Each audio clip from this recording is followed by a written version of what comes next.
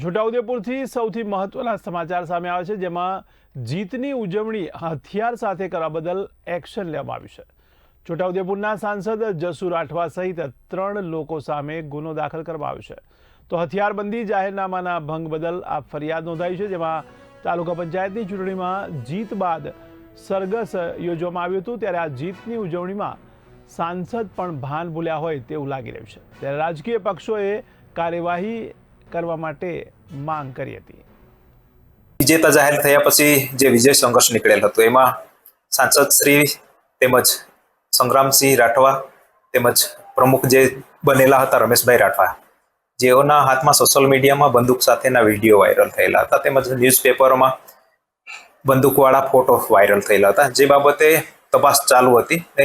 જે બાબતે આજ રોજ તપાસ પૂર્ણ થતા હથિયારબંધી જાહેરનામા ભંગનો ગુનો દાખલ કરેલ છે.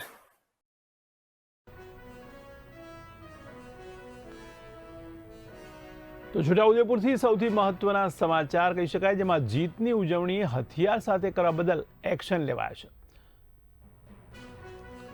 તો મારા સંવાદદાતા ધર્મેશ ચૌહાણ જોડાયા છે. જી ધર્મેશ, ત્યારે છોટાઉદેપુરમાં જીતની ઉજવણીમાં સાંસદ ભાન ભૂલ્યા હોય તેવું લાગી રહ્યું છે, તેને લઈને આપ શું કહેશો?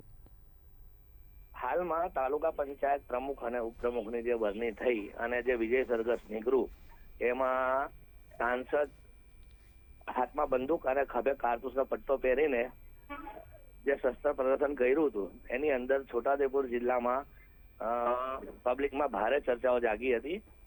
અને સોશિયલ મીડિયા અને ન્યૂઝની અંદર જે આ બધા સમાચારો પ્રસારિત થયા, તેને ધ્યાનમાં લઈને પોલીસે સાંસદ અને તેમના પુત્ર અને નવનિયુક્ત તાલુકા પ્રમુખ પર ગુનો દાખલ કરી પોલીસે આગળની કાર્યવાહી હાથ ધરી છે.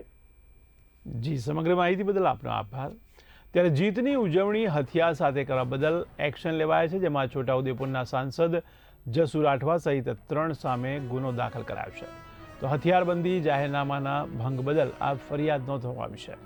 તો તાલુકા પંચાયતની ચૂંટણીમાં જીત બાદ સરઘસ યોજવામાં આવ્યું હતું, જેમાં સાંસદ ભાન ભૂલીને હાથમાં બંદૂક લઈને નાચતા જોવા મળે છે, જેને લઈને રાજકીય પક્ષોએ કાર્યવાહી કરવા માંગ કરી હતી.